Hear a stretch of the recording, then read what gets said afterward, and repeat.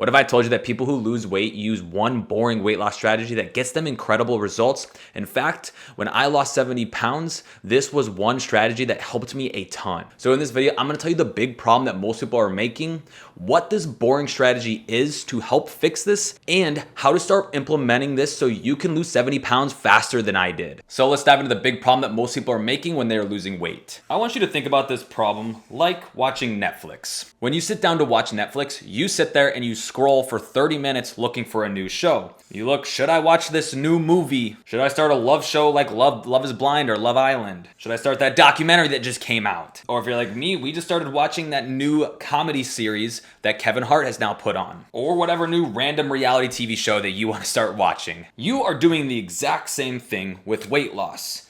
You sit there and you try to cut out carbs. You do intermittent fasting or the next new big fast that is going on. Maybe you see people cut out gluten, so you start doing that. You start hopping on the carnivore diet. Or you start getting rid of all sugar out of your diet. You are doing the exact same thing what you do when you watch Netflix, but you are doing it with weight loss. You actually sit there and you spend more time deciding what diet that you should be doing than actually starting a diet, sticking to it, and following it all the way through. What happens when you spend 30 minutes scrolling, looking for that show or movie to watch on Netflix? You just waste 30 minutes. I do this all the time with my fiance. If we want to watch a new movie, I swear we look longer for the actual movie, and by the time that we get ready to watch it, it's almost time to go to bed.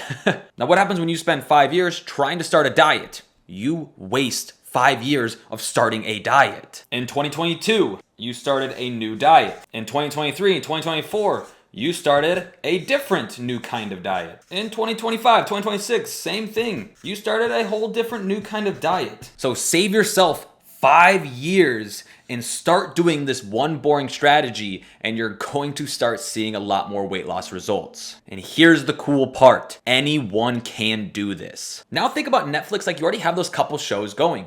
Maybe you're in the middle of already watching Love Island because it's on right now, or you're watching that new comedy show that we are watching. You already have shows started. People who see the most success with weight loss use something what I call the Netflix default diet.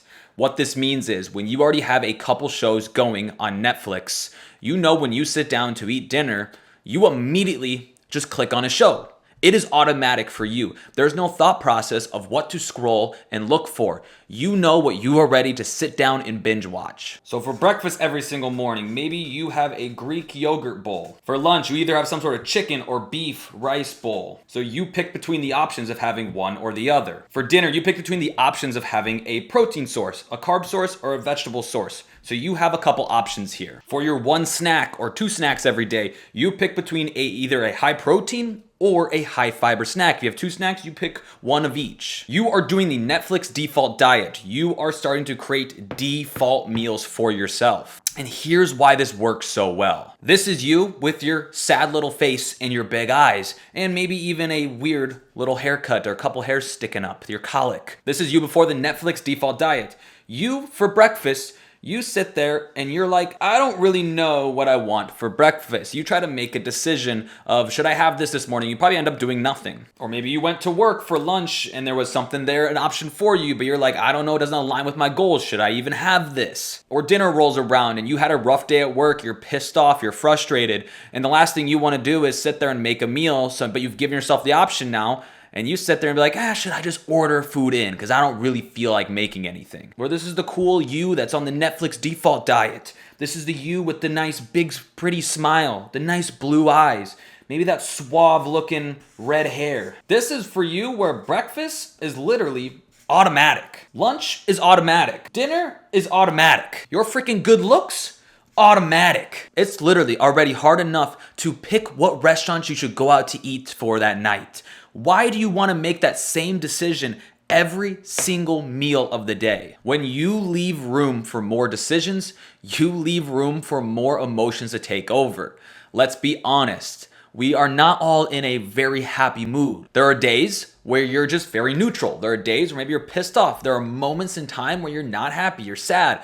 These are the moments where you're going to start acting out of impulse. You're going to start acting out of emotion. It's like going to the grocery store really hungry. What are you going to do? You're going to start going down the freezer aisle and you're going to grab the Ben & Jerry's. You're gonna go down the snack aisle, you're gonna grab the barbecue Lay's chips. You're gonna stop at the Girl Scout cookie stand and you're gonna get the little caramel, the caramel delights, I think they're called, the coconut ones. Those ones are freaking awesome. When you leave more room for decisions, you leave room for emotions to take over. You need to make things automatic, and this is how you're going to do it. You are going to pick one breakfast meal that you are going to have for that entire 7 days. You can do this for the next couple weeks if you want to make decisions even easier. Maybe for you, that's going to be having a Greek yogurt with some granola on top, some honey, some berries. Maybe it's going ahead and making a bunch of hard-boiled eggs for the week. If you literally have no clue, ask ChatGPT, ask some sort of AI system that you use, and ask it, what are some healthy meal options that I can be getting that are gonna be high in protein, that are gonna be good for me to have for weight loss? And then pick one, make it easy enough that you're going to do it, and run with it. And now make that for your entire week. Next, you are gonna be picking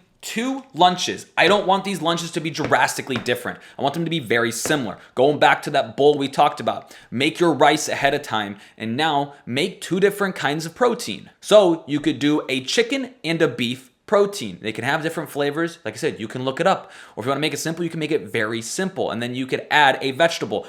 Or another simple thing you could do, you could have the same protein, same carb, and then you change the vegetable in each one. Or you could have the same protein, same vegetable, and then you do a pasta and a rice so you can change the carb source. Make them very simple and just change one small variable, and it makes this easy and automatic. So that means you have a little bit of variety during the week, if you even want it. Next, you are going to pick 3 dinner options. If you're someone who likes variety, you can do 3 options. If you're somebody who just wants to make this easy and automatic, you could make the same one for the entire week and you could have 3 different options for the next 3 weeks. So, for example, you could pick a protein source, you pick a vegetable source, and you pick a carb source. And same thing you did in lunches, you would now repeat in dinners, and you would just change it up so you have 3 different options. And now our little bonus one here is you can pick 1 to 2 snacks, which I'd highly recommend if you're trying to get weight loss results. Now, these snacks either need to be high protein or high in fiber. And if you're doing 2 snacks, I would pick 1 of each.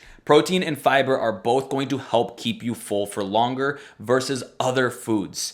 This makes weight loss a lot easier, so why not use snacks in a way that's gonna help push the needle forward? And now, all you need to do every single week is you need to just repeat this process over and over and over again. You don't need a better diet. You need to make better decisions. And the way you do this is by having this boring strategy that is repeatable for fat loss. It's not the new crazy fancy new diet that's flashy that you want. It's the carrot hanging in front of you. No, this is the boring thing that actually works and it's repeatable. And most people don't want to do this because it takes a little bit of work or it's not that cool flashy thing. So what does this even look like in real life? Well, I've built a whole free mini course that you can access in the link in the description down below. This tells you exactly how to build a calorie deficit without overthinking food. Completely free. All you need to click is the link in the description. So instead of scrolling for your next Netflix show, just click this video to watch here where I teach you how to have so much protein that you can't help but lose weight.